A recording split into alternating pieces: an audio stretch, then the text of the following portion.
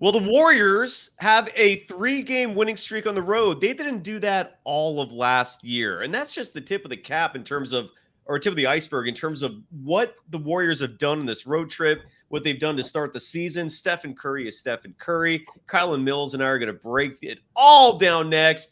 We're in a celebratory mode. The Warriors are back to being their dominating selves. All is right in the world, at least for a night. This is Locked On Warriors. You are Locked On Warriors, your daily Golden State Warriors podcast. Part of the Locked On Podcast Network, your team every day.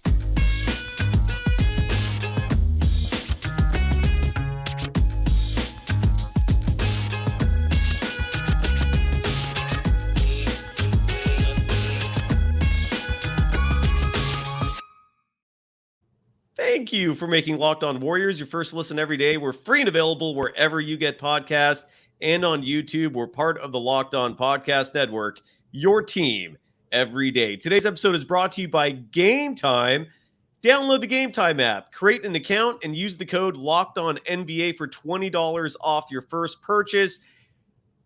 Gametime. Check it out. You can follow Kylen Mills on all social media platforms at her name. It's super easy. Kylen Mills. You can follow me on Threads. That platform's blowing up. I'm enjoying it there. You can follow me there at Dog Wild. Kylen, the Warriors have a 3-game winning streak. Something they did not do. I can't remember. I don't know if it was something they didn't do all of last year or if it was just a 3-game road winning streak. I'm actually confusing myself. But regardless, road winning streak is the key.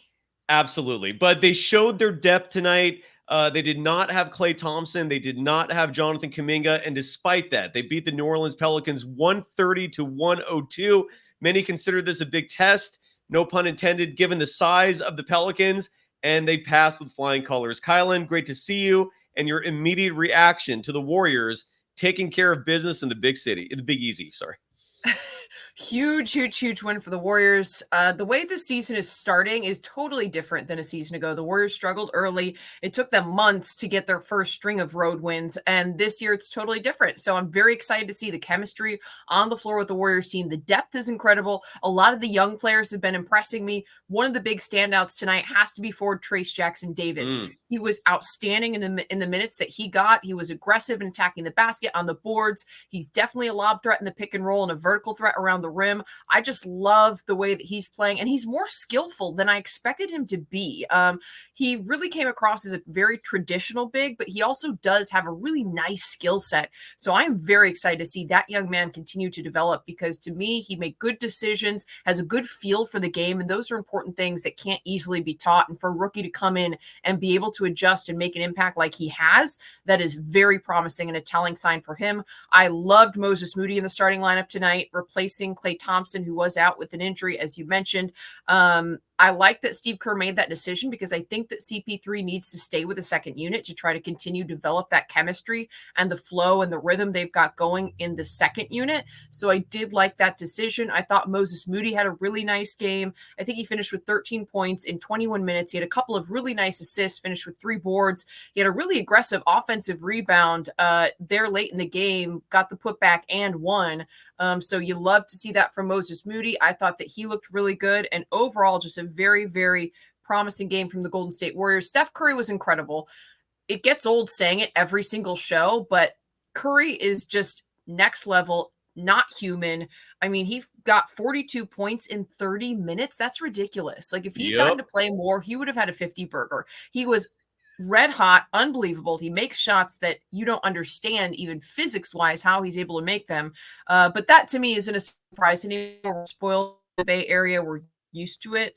But for me, the surprise was some of the youngsters. Really like a lot of the young talent the Warriors brought in. I thought Saric, who's not necessarily one of the youngsters, but still one of the new pieces, looked really good. I mean, there's just so many positives to take away. It's hard to really nail one thing. Absolutely. Well, let's start with Steph, just because, you know, he's the captain of this ship. He's already starting yet another MVP campaign, in my humble opinion. He was lights out tonight. He was certainly feeling it in the first half, and that just carried over in the whole game. Before I even get to Steph, I think the first sign that indicates the Warriors are back and that the Warriors are a legitimate title contending team again is that they got their third quarter mojo back. This was something that was lost on the team last year. It was certainly went over Kerr's head when he was questioned about it.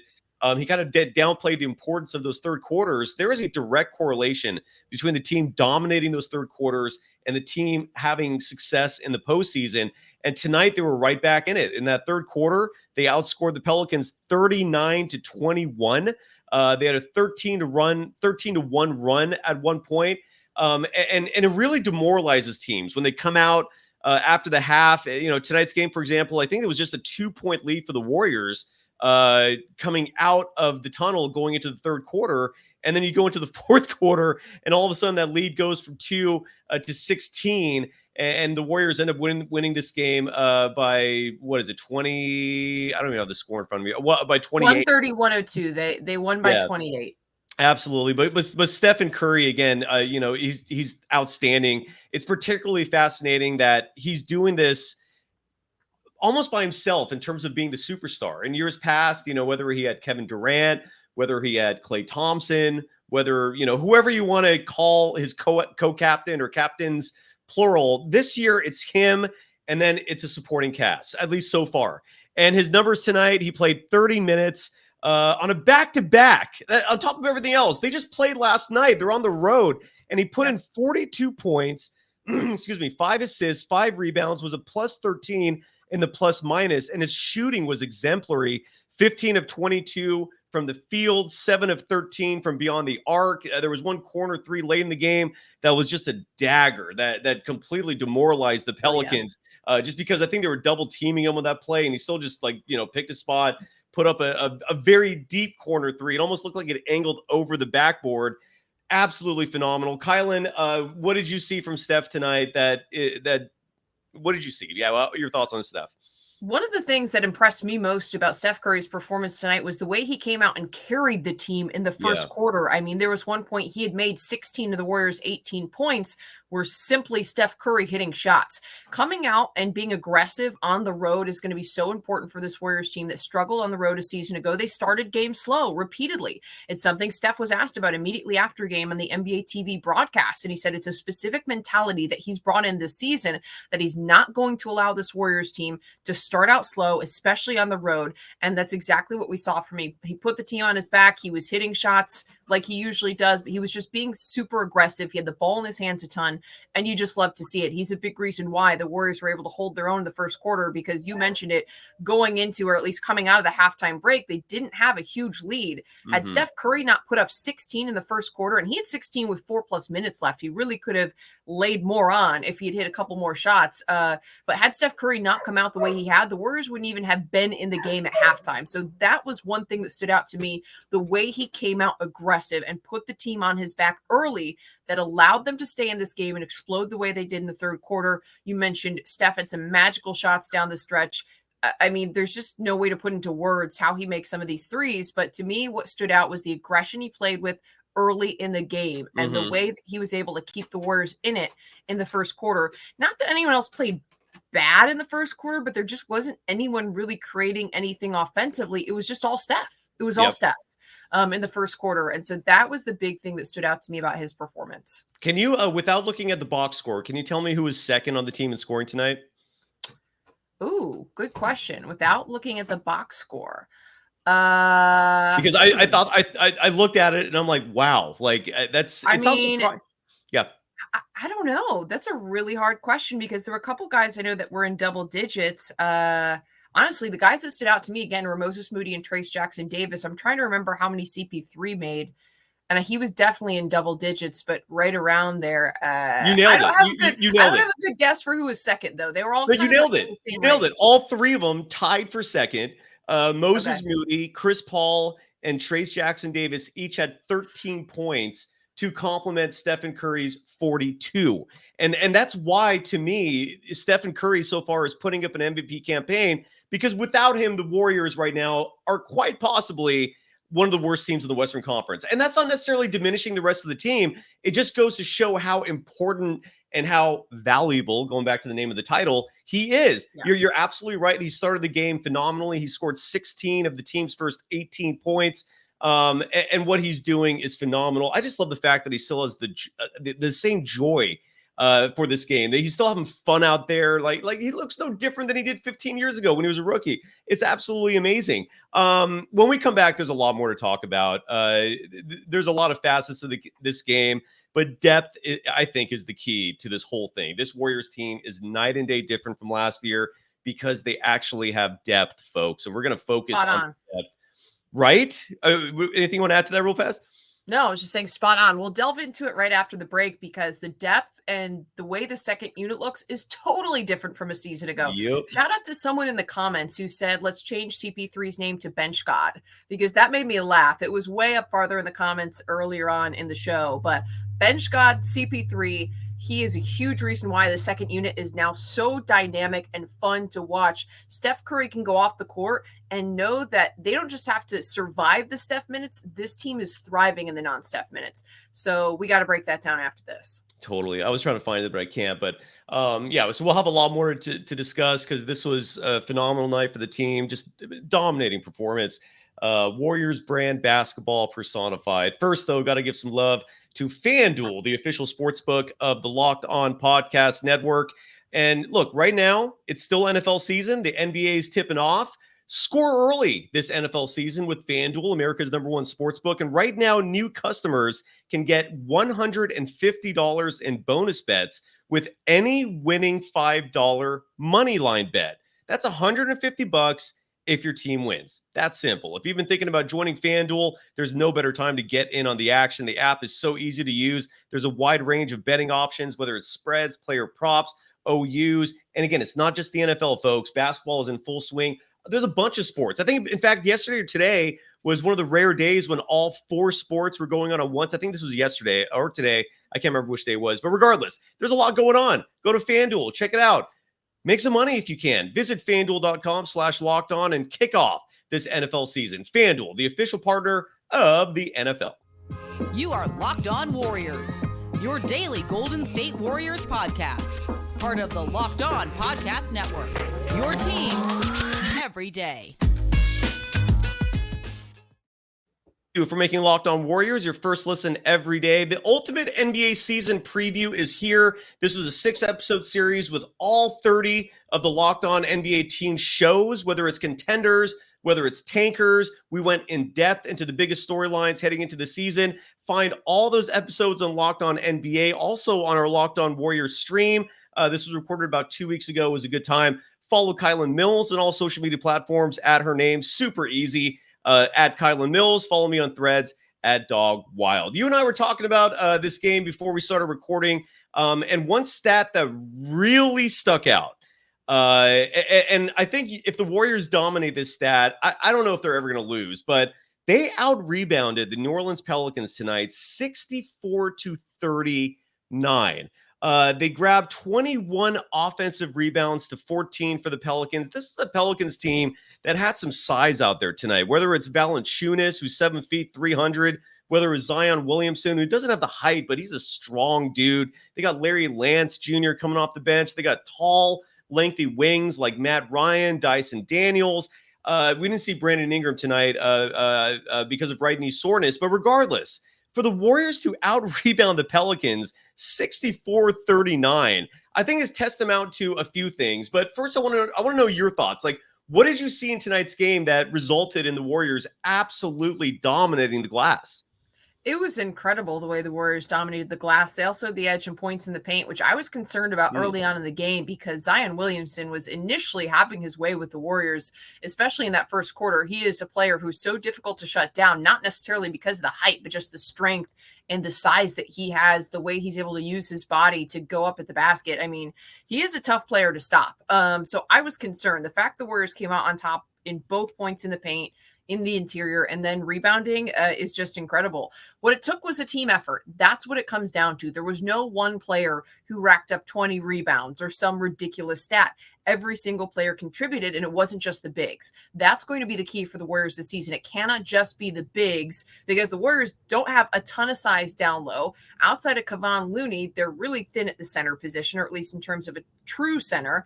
Love Trayce Jackson-Davis as well, but still, this is a team that doesn't have a ton of size, and that means they have to make up for it with everyone being aggressive on the boards. And you look up and down the box score, and there were 10, 11 different players who had 11 players who had multiple rebounds. And that's exactly what it is going to take for the Warriors to be successful this season. You can counteract a lack of size on the boards if you're smart with your body placement, reading the angles, boxing out, and just being aggressive and running down boards. And that's exactly what the Warriors did. I mean, you look up and down the box score, Dario Saric led the way with 10 boards. Trayce Jackson-Davis had 9. Kevon Looney had 7. Draymond Green had 6. Steph Curry had 5. Another shocker was Brandin Podziemski coming in late in the game and grabbing 8 rebounds. For a guy who's not super big, for a guard, for a rookie, that stood out to me. Very impressive. Gary Payton II had 4. Chris Paul had 6. So again, you just look up and down. Moses Moody and Wiggins both had 3. Wiggins, a little bit disappointed with his performance, but one of the few negatives to take away. We can break that down later. But you just look up and down the box score. So many guys were contributing to the rebounding battle. And that's exactly what it's going to take for the Warriors all season, because they don't have a dominant big. Right. They don't have 1 or 2. They don't have a Zion Williamson. They don't have, you look at some of these other teams that have dominant centers or even power forwards. The Warriors don't really have an overpowering big. That means everyone's going to have to contribute. And that's exactly what they did tonight. Yeah, you're absolutely right. And Gregory Thomas in the chat writes that, I don't know if you're trying to pick a battle here, but insinuating that I thought they were too small. Look, I thought they were too small in the offseason, but then the moment I started watching them in the preseason, I stopped saying that. My only critique was just not playing Curry and Chris Paul and starting them, and they didn't start tonight. Chris Paul's coming off the bench now, but Brandin Podziemski, that's not a surprise. Brandin Podziemski, again, and I've been advocating for him a lot. I'm really happy. Tonight was his debut, his first time ever playing in an NBA game. And this is someone who averaged 8.8 rebounds per game in college. That's one of the many reasons they drafted him. He averaged 8.8 boards. He shot 43.8% from beyond the arc. So there's a very clear reason why they drafted him. And again, the moment I saw him in the preseason, I've been advocating for him. I love this kid. And he showed tonight, I thought, why the team did draft him. Tip of the cap to Mike Dunleavy Jr. Podziemski in his first game, not scoring a lot of buckets, 5 points, but he was a plus 15 in the plus minus. And again, those 8 rebounds, I just thought he looked comfortable out there.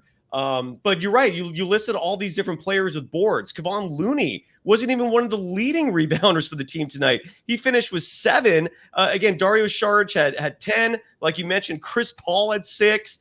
Steph had 5. What did you think about Draymond, by the way? This is the second game of the season. He clearly looked tired last game, and he looked out of sorts a little bit. The rust was showing. Tonight, he had a slow start, but I was thoroughly impressed with the way he was able to body up Zion Williamson. Zion was killing it early.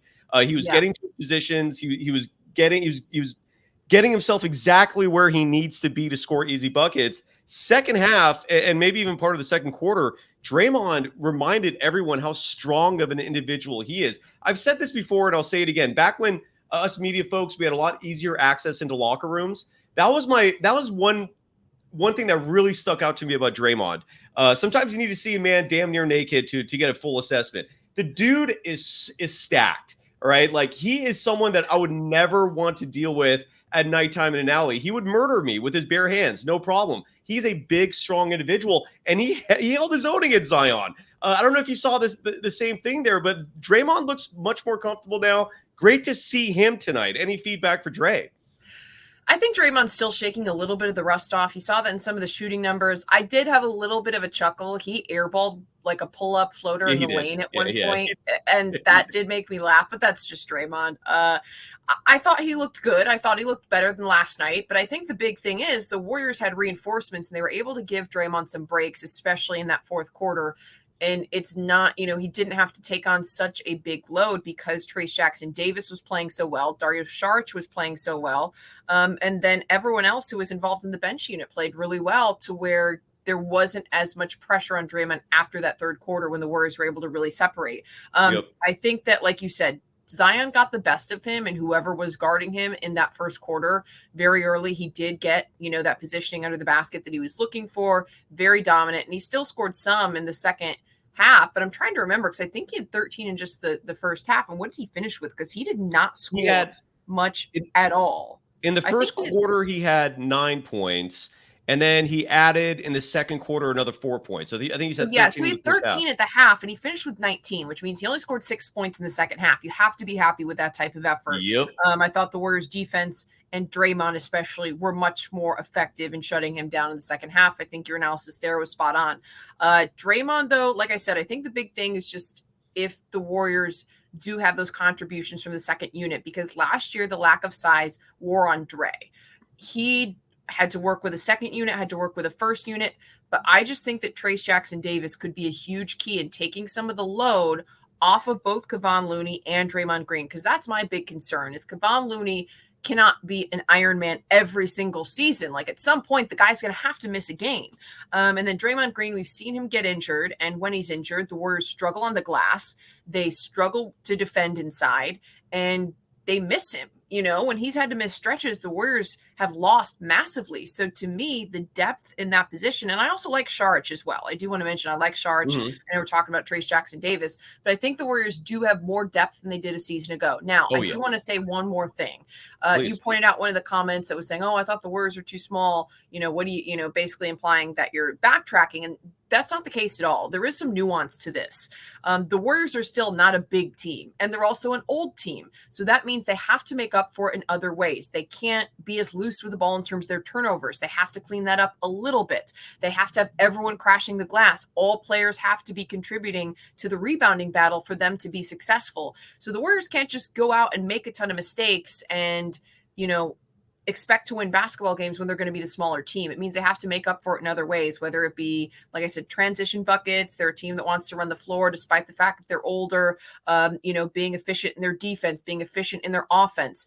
So it is something the Warriors are still going to have to overcome this season, but is it possible? Yes. The Warriors right now are playing with a very high basketball IQ from top to bottom. That's another thing that stands out to me from the play tonight. It goes from the first unit to the second unit. Everyone is making the right decisions. It's clicking, it's gelling, the chemistry is there. Everyone's crashing the glass. They did a better job tonight of taking care of the basketball, and that's something the Warriors are going to have to monitor all season long, making sure they don't have too many turnovers, because that's where they're going to shoot themselves in the foot. If you're undersized and you're also turning the ball over and giving away free buckets, then it's harder to win basketball games. But to me, this team is playing with a very high IQ. They're gelling really well. And they're also, like I said, everyone contributing the way they did tonight to crashing the glass. That can overcome the lack of size. It doesn't mean it's just a non-issue or a non-factor. Looking at the other teams around the West and the NBA and the bigs they have, this is still going to be a point of concern and something the Warriors have to focus on moving forward.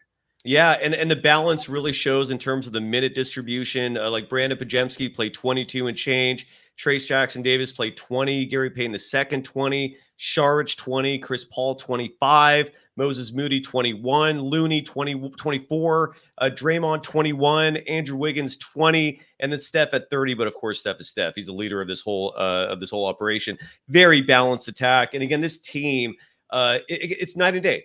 Last year, no depth. This year, a feces load of depth. The depth is absolutely there. There's a lot more to cover with Kylen Mills. Got to give some love to another one of our sponsors, and that is Gametime, which is incredibly handy if you're looking to go to a Warriors game, if you're looking to go to a concert, whatever it is you're looking to do. Gametime is the app for you because you can get tickets last minute. Let's say you decide day before an event, we want to go to this, sweetie. We want to go to this, dude. How are we going to get the tickets? Gametime is where it kicks in. Buy the Gametime app, and you will find a lot of tickets available very last minute. They have a low price guarantee, folks. That means if you buy tickets from Gametime and then you happen to see tickets in the same row and section from another dealer, they will refund the difference. That's a low price guarantee. I don't know how you could beat that. You can also see the view from your seat before you buy the tickets, so you know exactly what to expect when you arrive. And all the prices show your total up front, so you know you're getting a great deal without these hidden fees that other distributors totally tag you with. And it's super easy. Literally 2 taps of your phone and you get the tickets. So download the Gametime app, create an account, and use the code LOCKEDONNBA for $20 off your first purchase. Terms apply. Again, create an account, redeem the code LOCKEDONNBA, LOCKEDONNBA for $20 off. Download the Gametime app today. Last minute tickets, lowest price, guaranteed. You are Locked On Warriors, your daily Golden State Warriors podcast. Part of the Locked On Podcast Network, your team every day. Thank you for making Locked On Warriors your first listen every day. For the everydayers, Kylen, you're back at this when? Tomorrow? Is that when you're joining me again? Wednesday, I'm sorry. Wednesday, when the team plays. Thank you very much. Wednesday, it's the Warriors are back home. I believe they play the Kings next. Is that correct?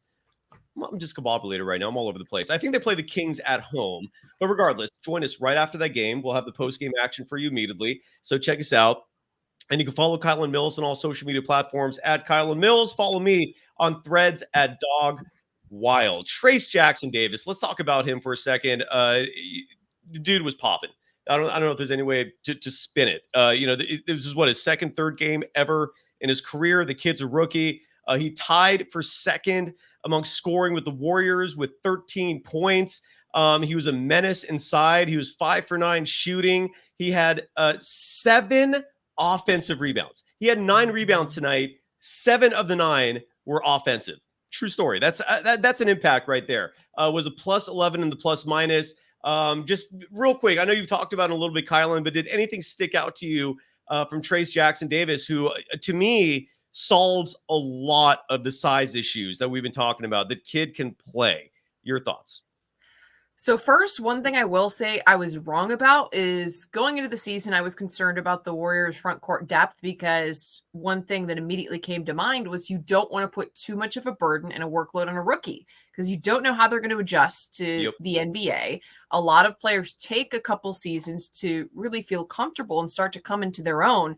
The biggest surprise to me is how quickly Trayce Jackson-Davis has looked like he belongs. One big reason why is that he has a great feel for the game and a high basketball IQ. He is a player who knows exactly where to go, where to be on the court, where to grab the board, how to pick and roll and position his body so that he is able to be a threat at the rim. I think he makes passes at the right times. He finishes at the right times. To me, he's just a really, really smart and well-developed, mature player. And that's one thing that, you just don't know bringing a rookie into the NBA. And, he has just stood out to me in a number of different ways. Trayce Jackson-Davis lobs to himself. I love that. That's funny. Yeah. But I just think his feel for the game and his decision-making is really what stands out in addition to his skill. He's much more skillful than I thought he was going to be. And, like I said, just in a lot of different areas, he's excelling. So you never know with a rookie how they are going to look. But to me, he has looked very good. He looks like he belongs. He looks comfortable. He looks confident. That says a lot. And I think that he really, truly can be the front court depth the Warriors were missing. It's still early. Still a lot remains to be seen. But to me, very positive signs from Trayce Jackson-Davis, and he could be a huge key piece in the second unit when the Warriors do need a boost in size. Absolutely. Kudos to Steve Kerr for playing these young players. He's gotten a lot of criticism over the years for being hesitant to playing young players and experienced players. We saw that last year. And we're not seeing that this year. Kuminga, if he was healthy, probably would have started tonight. He's been getting a lot of run finishing games. Moses Moody did start tonight. Wasn't a highlight reel in terms of statistics, but he played a solid game. He had no turnovers in this game. Was second in scoring along with Chris Paul, and Trayce Jackson-Davis put up 13. I saw someone in the chat say they'd like him to be a little more aggressive. Maybe, but he didn't need to be tonight. I thought he just played smart ball. He had 4 assists. Yeah. So kudos to Steve Kerr for not only doing that, but also realizing very early on that your next up in terms of point guards should not be Corey Joseph. It should be Brandin Podziemski. Really happy we saw him tonight. I hope Podziemski becomes a regular in this rotation. He brings a lot of energy. He's a tough dude. He's not scrawny out there. So other players are learning quickly. They can't just push him around, but he's an eager beaver, man. Like, he listens. He absorbs knowledge and information from some of the veterans. He respects them the way a rookie should. You can't say that about every rookie out there. So kudos to Kerr for giving them minutes. But like Chris Paul, who's accepting this role, the second game ever in his entire career that he's come off the bench, played 25 minutes tonight. This dude is automatic from the mid-range. Like, at the moment he puts up a shot, whether it's in that sweet spot of his in that corner, it's not a corner, but it's like between the elbow and the corner, wherever he is in the mid-range, 10, 15 feet, he's automatic. Like, and it's so nice that he's on the Warriors as opposed to a Warriors fan seeing this when he's on another team. Because every time he'd pull up for the mid-range, you just literally hang your head. Like, you knew it was going in. Yeah. And now he's with the Warriors. What did you see from him tonight, Kylen? Because he's looking like a beautiful fit for this team. I mean, I've just been shocked by how so many players have fit with this team. I did want to add in one thing about Trayce Jackson-Davis before we move on really fast.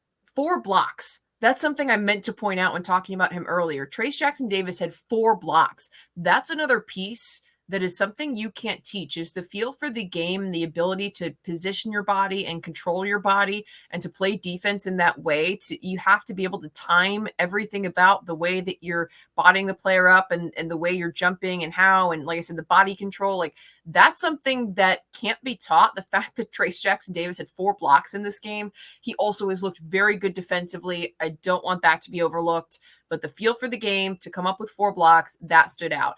Moving on to some of the other pieces, I like Brandin Podziemski as well. As you just pointed out, I would like to see him get more run. Really happy to see him get some opportunities. And then Chris Paul is a huge surprise to me. I think the reason why I'm so surprised is just because he is a big personality and he's never come in off the bench before in his career. I mean, the way he's playing isn't a surprise. It's typical CP3. You mentioned he hits in the mid-range. He's a good facilitator, smart point guard, low turnover, sees the floor well, great vision, good passing ability. You mentioned can hit some of those shots.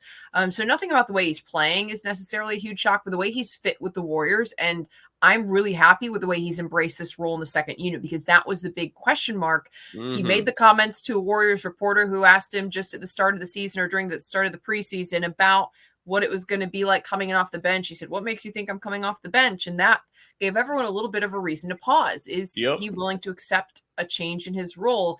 Why has this conversation not been had yet? That was a concern that I had. So to see the way that he is embracing that, according to Steve Kerr, the conversation was very smooth between him and Chris Paul. And Chris Paul said, "Yeah, whatever you need, absolutely. Second unit, I'm there." That's all very encouraging. That's all very positive. I want to say kudos to CP3 for being a team player, because that was the big question for me. Not necessarily how he would play, but how he would accept the role that the Warriors were going to give him and be willing to embrace it. And that's exactly what he's done. He's a veteran leader who can mentor some of these young players in the locker room. The way that he's playing with a second unit is huge. You cannot overstress how critical it is that the Warriors have that type of leader and facilitator on the floor in the non-Steph minutes. That is huge for the Warriors. It's a big reason why the second unit has been so successful in the early going of the season. His fit has been outstanding. The only question is, someone just pointed out, CP3 staying healthy, and that goes for the entire Warriors team. I mean, the big focus, especially with so many players who are aging, is that the Warriors stay healthy this season. But if all these key pieces stay healthy, I feel very good about the Warriors and how far they can go in the postseason. I feel great about our show, Kylen. We have 990 people in our stream right now. Give me 10 more. We've never cracked 1,000. Give me 10 more, please, before we call it a wrap. Real fast, are we going to touch on any negatives tonight? Or are we going too much on positive vibes here, and we're just going to stick with that? I'll leave it up to you, Kylen, because I think we got to stick with the positive vibes. What that is. I'm trying to. I mentioned briefly. I'm trying not to really get into the Andrew Wiggins concerns, but 995. What? 995. We're 5 more. Come on, 5 more. Come on. We got to stick. We got to stick with the We got to stick with the positives. If people are hopping in, we got to stick with the positives. If you have any last thoughts. No, we'll 1,000. We got 1,000, baby. Woo! All right, we're done. Let's call it on that note. Thank you for joining us. We'll be back at it soon. That is awesome. I cannot believe Post-game Wednesday, we're going to be doing it again. Hell yeah. They're back home again. And it just plummeted right back down to 993. Thank you, everyone. Cannot sincerely thank you. It means the world. We'll keep doing this. But yeah, so no more negative. We won't get into the negative. I think it's obvious which player tonight was struggling a little bit, but we can save that for another show. Kylen, thanks as always. Always a pleasure. 1,001! 1,001! Woo! All right.